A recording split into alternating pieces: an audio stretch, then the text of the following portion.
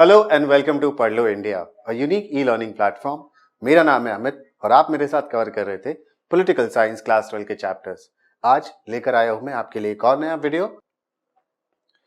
तो सबसे पहली बात कि इंटरनेशनल ऑर्गेनाइजेशन की जरूरत क्यों पड़ती है। Why international organisations? Countries have conflicts and differences with each other.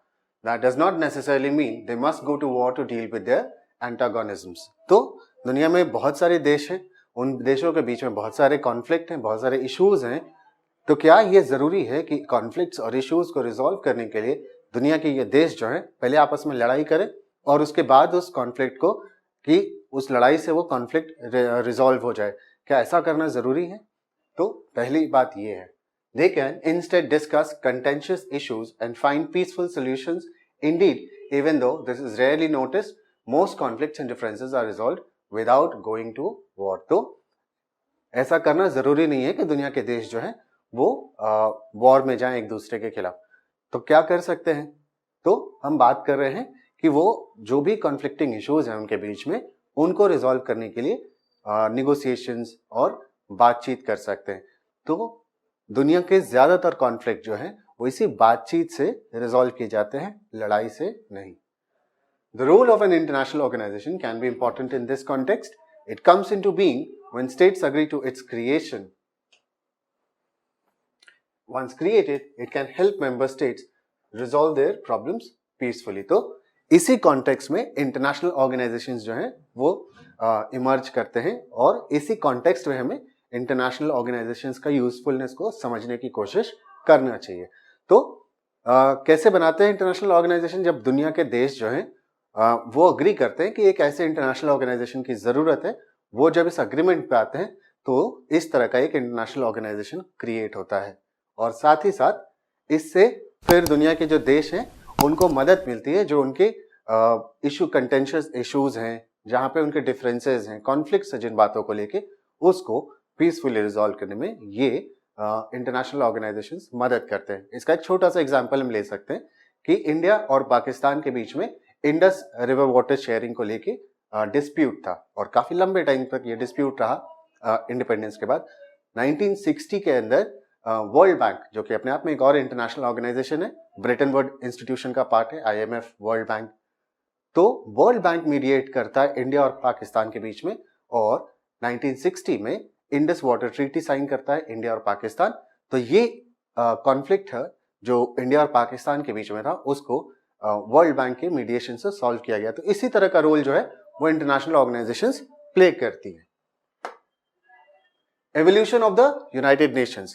देखिए, जब फर्स्ट वर्ल्ड वॉर खत्म होता है तो दुनिया ने इतनी बड़ी तबाही, इतनी बड़ी लड़ाई कभी देखी नहीं थी। फर्स्ट वर्ल्ड वॉर खत्म होने के बाद मोस्ट मेंबर्स, जो भी कंट्रीज थी, मेंबर्स तो नहीं कह सकते, इंटरनेशनल ऑर्गेनाइजेशन को एग्जिस्ट नहीं करता था, तो ज्यादातर जो कंट्रीज थी, स्पेशली वो कंट्रीज जिन्होंने फर्स्ट वर्ल्ड वॉर के अंदर पार्टिसिपेट किया था, उनको लगा कि हमें इतने बड़ी लड़ाई को करने की कोई जरूरत नहीं थी। अगर इस तरह का कोई इंटरनेशनल ऑर्गेनाइजेशन होता जो यहाँ पर मीडिएट कर पाता, इंटरफेयर कर पाता और इस लड़ाई को रोक पाता, तो शायद दुनिया को इतनी तबाही नहीं देखनी पड़ती, खासकर यूरोप को। तो बहुत सारे देश साथ आते हैं, निगोशिएटिंग टेबल के ऊपर बात करते हैं और एक ऑर्गेनाइजेशन को बनाते हैं जिसका नाम था लीग ऑफ नेशंस। कब बनाया गया इसे? Immediately after the first world war. 1919 के अंदर फर्स्ट वर्ल्ड वॉर खत्म होता है। First world war encouraged the world to invest in an international organization to deal with conflict. As a result, the League of Nations was born. इसीलिए league of nation को बनाया गया था। However, despite its initial success, it could not prevent the Second World War. Second World War कब हुआ था? 1939 से लेके 1945 के बीच में लड़ी गई थी ये लड़ाई। तो लीग ऑफ नेशंस का एग्जिस्टेंस में आ जाता है, लेकिन लीग ऑफ नेशंस के होते होते सेकेंड वर्ल्ड वॉर हो जाता है और लीग ऑफ नेशंस जो सेकेंड वर्ल्ड वॉर है उसको प्रिवेंट नहीं कर पाता है, कुछ इस तरह के स्टेप्स नहीं ले पाता है जिससे वर्ल्ड वॉर ना हो। So in a sense we can say that league of nations failed in achieving its objective. जिस ऑब्जेक्टिव के लिए लीग ऑफ नेशंस को बनाया गया था, उस ऑब्जेक्टिव में वो फेल कर जाता है। Many more people died and were wounded in this war than ever before. और जैसा कि मैंने कहा कि फर्स्ट वर्ल्ड वॉर के बाद ही दुनिया के देशों को लग रहा था कि इतनी बड़ी लड़ाई जो है हमने नहीं देखी, इतनी तबाही यूरोप ने कभी नहीं देखी थी। सेकेंड वर्ल्ड वॉर के अंदर दुनिया के और ज्यादा बड़े भूभाग पे ज्योग्राफिकल जो एरिया था, जो टेरिटरी थी सेकेंड वर्ल्ड वॉर की, वो और एक्सपैंड हो गई थी। एशिया के अंदर लड़ाई लड़ी गई, यूरोप के अंदर लड़ाई लड़ी गई, और साथ साथ यूएस पे भी पहली बार किसी वर्ल्ड वॉर के अंदर हमला होता है। उसका एक आइलैंड था जहां पर हमला होता है, और फाइनली वहां से यूएस जो है वो सेकेंड वर्ल्ड वॉर पे में एंटर करता है। तो क्योंकि लीग ऑफ नेशंस फेल कर गया, तो अब जरूरत है एक ऐसे रियलिस्टिक ऑर्गेनाइजेशन की जो इस तरह के कॉन्फ्लिक्ट, इस तरह के वॉर को रोक सके। The UN was founded as a successor to the League of Nations.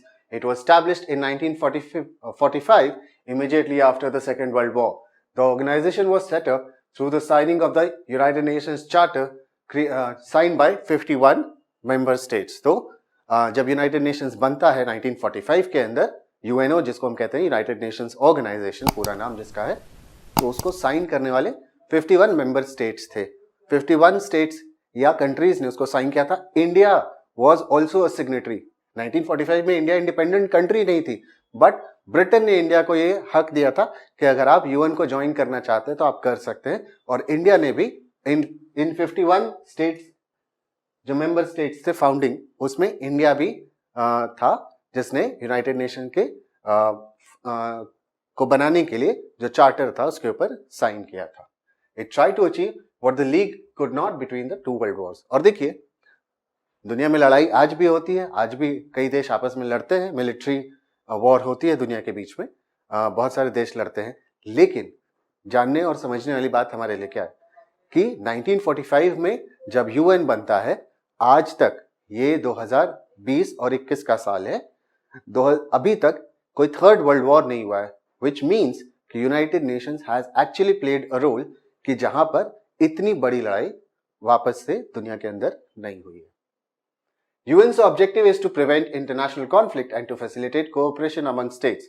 It was founded with the hope that it would act to stop the conflicts between states escalating into war, and if war broke out, to limit the extent of hostilities. तो जिसकी बात मैं कर रहा था कि दुनिया के बहुत सारे देश आज भी लड़ते हैं, मिलिट्री इंगेजमेंट उनके बीच में होती है, कभी कभी फ्रेंडली होती है और कभी कभी फ्रेंडली नहीं होती है। तो यूनाइटेड नेशंस ने क्या किया है? यूनाइटेड नेशंस ने कहा कि देखो, पहले तो हमें, अगर दो देशों के बीच में कॉन्फ्लिक्ट है तो उसे वॉर में कन्वर्ट नहीं होने देना है, और इन केस लड़ाई हो जाती है इन दो देशों के बीच में तो उसके एक्सटेंट को बढ़ने नहीं देना है कि तीसरा देश, चौथा देश, पांचवा देश, जिस तरह से करके वर्ल्ड वॉर में ये कन्वर्ट हो जाए, तो वो वैसा करने नहीं देते थे और दो देशों की लड़ाई को दो देशों की लड़ाई तक ही सीमित कर देते हैं। तो उसके ज्योग्राफिकल टेरिटरी को वो लिमिट कर देते हैं, और उसके बाद फिर कोशिश रहती है कि जल्दी से ये लड़ाई खत्म हो, लोग जल्दी से निगोशिएटिंग टेबल पे आए और बातचीत से अपने कॉन्फ्लिक्ट को रिजॉल्व करें।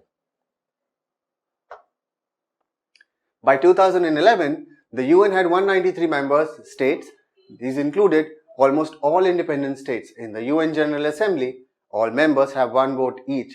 In the UN Security Council, there are 5 permanent members. These are United States, Russia, the United Kingdom, France, and China.